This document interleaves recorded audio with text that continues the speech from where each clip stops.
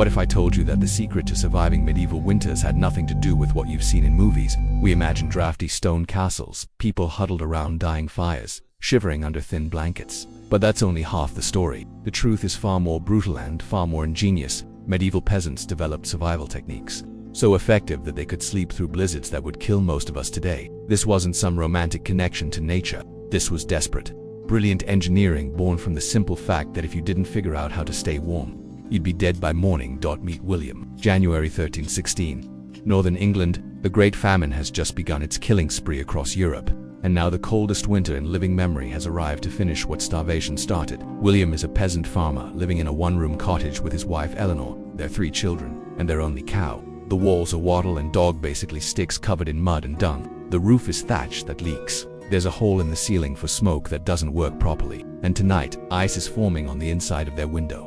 His youngest daughter, barely 2 years old, won't stop shivering. Her lips are turning blue. And William knows that if he doesn't use every trick his father taught him, his family might not see spring. So how did medieval peasants actually survive these killing winters? How did they stay warm when everything around them was literally freezing to death? The answer will surprise you. It's not what you think. And it starts with something most people get completely wrong. Forget everything you've seen in movies about peasants sleeping on dirty straw scattered across floors. That romantic image of the primitive Middle Ages, mostly fiction, created by 19th century writers who wanted to emphasize how dark and terrible the past was. Yes, the poorest people might have slept on floors during the worst times, but even then they weren't just throwing themselves onto loose straw like animals. Archaeological evidence tells a different story. Even in modest homes, researchers have found remains of simple wooden beds. Because medieval people understood something crucial, sleeping on the floor meant sleeping in the coldest, draftiest, dirtiest part of the house. The floors were where cold air pooled, where vermin lived, where illness bred.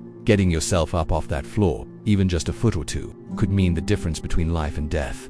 William's cottage has a simple bed frame. Nothing fancy, just rough wooden planks raised on legs carved from tree branches. But those few inches of elevation are everything. The bed keeps his family above the cold that settles like water on the floor. It keeps them away from the drafts that leak through gaps in the walls. It creates a small island of relative warmth in a sea of cold.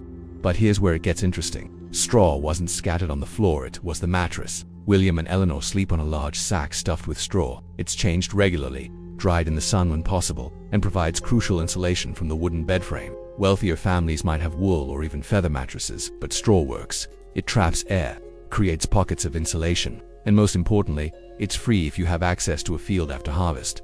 The bed itself is massive by our standards. Not because William is wealthy, he's desperately poor, but because his entire family sleeps in it together, all 5 of them. Eleanor and William in the middle, the 3 children pressed against them on either side. This isn't about privacy or comfort. This is about survival, because the human body is a furnace, constantly generating heat. 5 bodies together under blankets can raise the temperature by 20 degrees or more. But William's bed has another crucial feature that most people would find shocking. The animals sleep inside, right there in the same room. The cow is in the corner nearest the fire. The pig is near the door. The chickens roost on a beam overhead. Why? Because animals are walking heaters. That cow produces as much heat as a small furnace, roughly 1,500 to 2,000 watts continuously. The pig adds several hundred more watts. Each chicken is like a small heat lamp in the confined space of that one-room cottage, with the door sealed against the night. All that animal body heat raises the temperature significantly. Yes, it smells terrible. A mixture of unwashed humans, animal waste, smoke, and damp wool that would make modern people vomit. The floor is covered in straw mixed with animal droppings that's actually composting and generating additional heat. It's unsanitary by our standards, but William doesn't care about sanitary. He cares about warm, and warm means alive. Medieval people weren't stupid or primitive. They understood physics even if they couldn't explain it scientifically. They knew that heat rises, that enclosed spaces stay warmer, that multiple heat sources are better than one, that insulation matters. They built their entire winter survival strategy around these principles. But animals and body heat alone weren't enough. William needed something else, something that couldn't be allowed to fail under any circumstances. Fire. The fire in William's cottage has been burning continuously since October, for months. It cannot go out. Because William doesn't have matches, they won't be invented for another 500 years. He doesn't even have easy access to flint and steel. Starting a fire from scratch in winter, with cold fingers and damp materials, could take an hour or more. Sometimes it's impossible, so the fire never dies. It becomes more important than any family member. Every night, William performs the same ritual. He rakes the coals into a tight pile, covers them with a thick layer of ash to starve them of oxygen. The coals burn impossibly slowly, just barely staying alive through the night. In the morning, he uncovers them, blows gently, adds kindling, and coaxes the fire back to full life. This is a skill that takes years to master. Too much ash and the coals smother completely. You wake to a cold house in disaster. Too little ash and the coals consume too much wood overnight, burning through precious fuel reserves. William's father taught him this when he was 6. Even now, he sometimes makes mistakes. When that happens, he has to beg a burning coal from a neighbor to restart his fire. The shame of that failure burns almost as much as the cold. But here's the real problem. Fuel William is poor. He doesn't own the forest. The local lord owns everything: the trees, the land, the animals. And there are brutal laws about what peasants can take. You can collect dead fall branches that have already fallen. You can gather small twigs, but cutting living trees or branches, that's poaching. That's theft. The punishment could be a massive fine, loss of a hand, or even hanging. So William and his children spend hours every day searching for anything that burns. They walk through the forest collecting fallen branches. They gather dried animal dung from fields, cow pats, horse manure, anything. Dung burns poorly and creates choking smoke, but it burns. They cut slabs of peat from the bog when they can access it.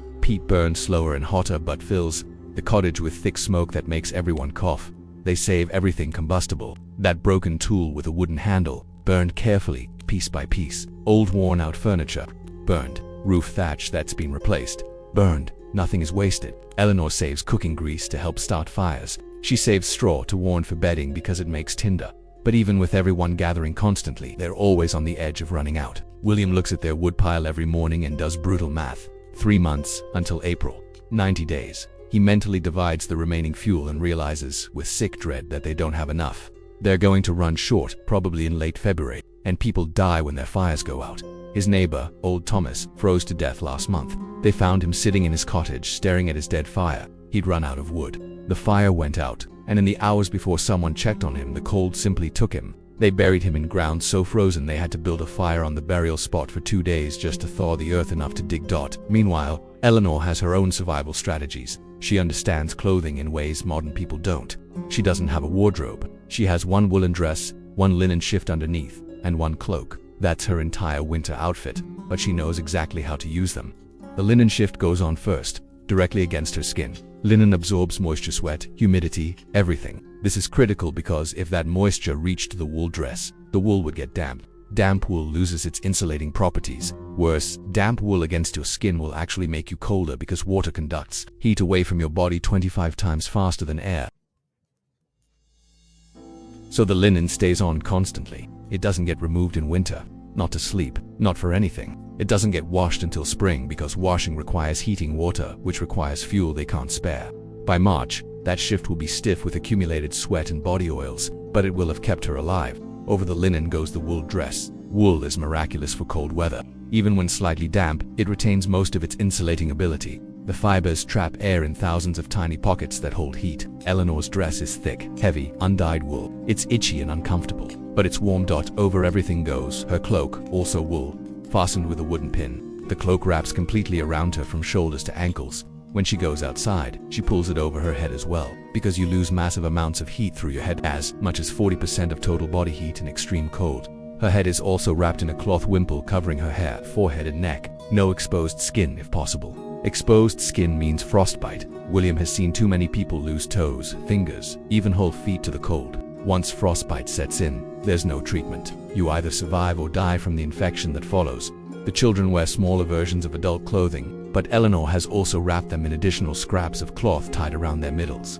Their legs, extra layers around their feet. They look like small, lumpy bundles of fabric, but they're warmer than they would be otherwise. And here's what would shock most modern people: nobody bathes in winter. Not really. They might wipe down with a damp cloth occasionally if they can spare the warm water. But full bathing, that's a warm weather activity. The family might go 3 or 4 months without anyone having a proper bath. This isn't laziness, it's priorities. Every piece of wood burned to heat bath water is wood not burned to keep the house warm or cook food. The choice is simple: stay clean or stay alive. They choose alive. Their shoes are another constant worry. William and Eleanor each have one pair of leather shoes, stuffed with straw for insulation. When they go outside, they wrap their feet in additional cloth before putting shoes on. The children share 2 pairs between the 3 of them because shoes are expensive, and children outgrow them. But the biggest challenge isn't just staying warm. It's staying warm while not having enough food to fuel your body's internal furnace. Your body generates heat by burning calories. In extreme cold, your metabolism works overtime trying to maintain core temperature.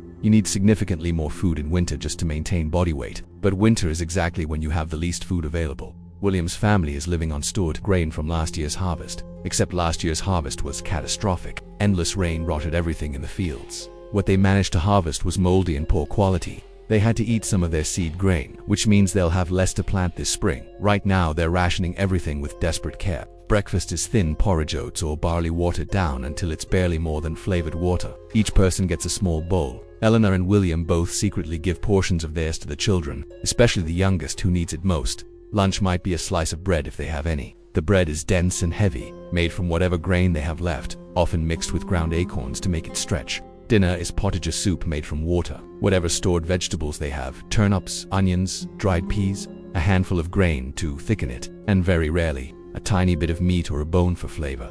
The portions are small. Everyone is losing weight. William can feel his ribs clearly now. Eleanor's face is gaunt. The children are dangerously thin. This is what slow starvation looks like. You don't die dramatically. You just slowly fade, your body consuming itself, until one day you're too weak to get up. The cowbess is too valuable to slaughter even though her meat could feed them for weeks. She's pregnant. If she survives until spring, she'll give birth to a calf they can sell or keep. That calf represents their future. So Bess gets fed their precious hay while the humans ration food. It's an investment. It has to pay off. But the pig is a different calculation. Slaughter him now and they have meat for a month. Keep him alive and he might survive to spring when they could breed or sell him. What the pig is eating food they desperately need. Every turnip that goes to the pig is a turnip not going to the children. William and Eleanor argue about this in whispers after the children sleep. Eleanor wants to keep the pig. We've made it this far, she says. If we kill him now, we'll eat well for a few weeks then have nothing. William looks at his children getting thinner. They need proper food, he argues quietly. Especially the youngest. If she gets sick, they're both right, they're both wrong. It's an impossible choice. For now, the pig lives. But William knows that if things get worse, the pig will die so his children can live. Meanwhile, the cold gets worse. February arrives with temperatures that feel like they're trying to kill you personally. The village well freezes solid. People have to melt snow for water, which requires fire, which requires fuel. Nobody has enough of Dot. 2 children from a neighboring family died last week. Twins, just 4 years old. The combination of cold and malnutrition and probably respiratory infection. Their little bodies couldn't generate enough heat without food. Their mother found them one morning, curled together in bed, cold and still. The village buried them in a single cloth because cloth is too valuable to waste. Their mother hasn't spoken since.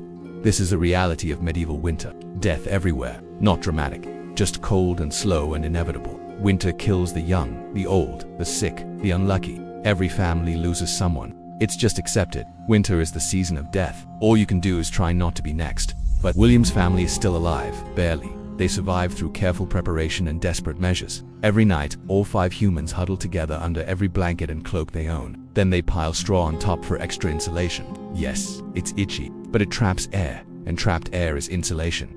William has learned to work the fire strategically. During the day, he keeps it small to conserve fuel just enough to keep the room above freezing and cook their meals. But at night, before bed, he builds it larger. Not huge, but larger. The stones around the fire pit absorb heat. After the fire dies down overnight, those stones radiate warmth for hours. It's not much, but it's enough to keep the killing frost at bay.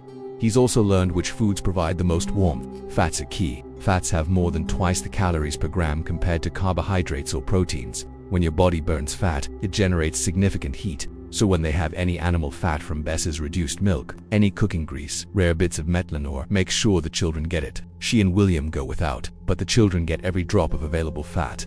The community helps in small ways. When William's woodpile runs dangerously low, his neighbor Robert shares some firewood. Not much, maybe 3 days worth, but enough to prevent disaster. William will return the favor in spring by helping repair Robert's roof. They watch each other's children. They check on the elderly every morning to make sure they survive the night. The village priest opens the church on the coldest night. The church is stone and normally colder than cottages, but it has a larger fire and space for multiple families. Some nights a dozen families crowd into that church, sleeping on the stone floor with whatever blankets they brought. It's cramped and smoky and smells terrible, but it's warmer than their individual homes. The priest stays up all night tending the fire, making sure it doesn't go out, checking that everyone is still breathing.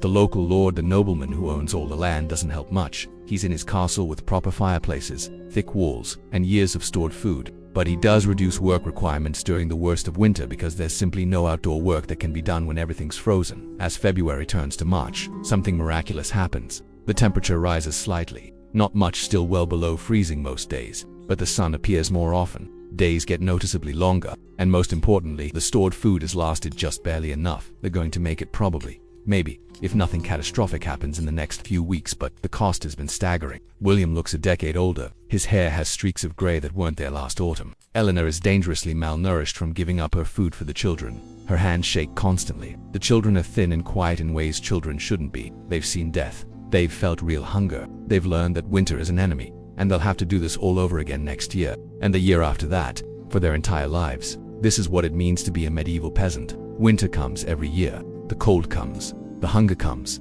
and every year you survive or you don't. There's no escape.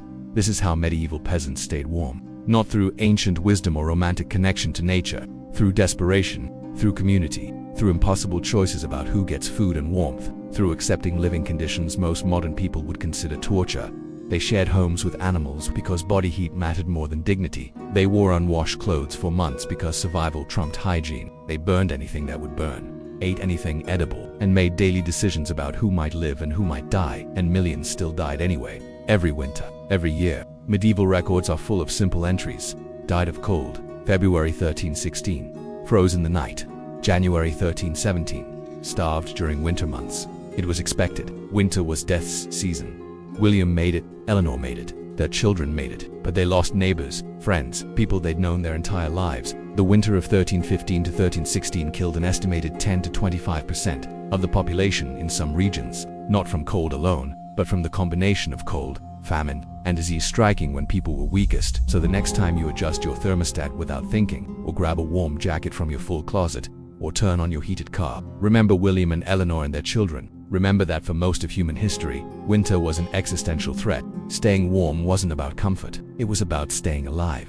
These people survived with almost nothing. Mud walls, thatched roofs, one fire that couldn't go out, clothes they couldn't wash, food that was never enough. They survived by making choices we can't imagine, choosing between feeding yourself or your children, between burning your last furniture or freezing, between slaughtering your only pig or gambling you'll reach spring. And somehow, impossibly, enough of them survived that we're here today. We exist because our ancestors were tough enough, smart enough, desperate enough, and lucky enough to make it through winters that tried to kill them. Every person alive today is descended from survivors, from people who looked at impossible odds and decided to keep fighting. If you want more raw, honest history about how people actually lived, and not the sanitized fairy tale version, but the real brutal truth about human survival, hit that subscribe button. These stories deserve to be told. These people deserve to be remembered. Not as romantic peasants in cozy cottages, but as real human beings who endured unimaginable hardship and somehow kept going.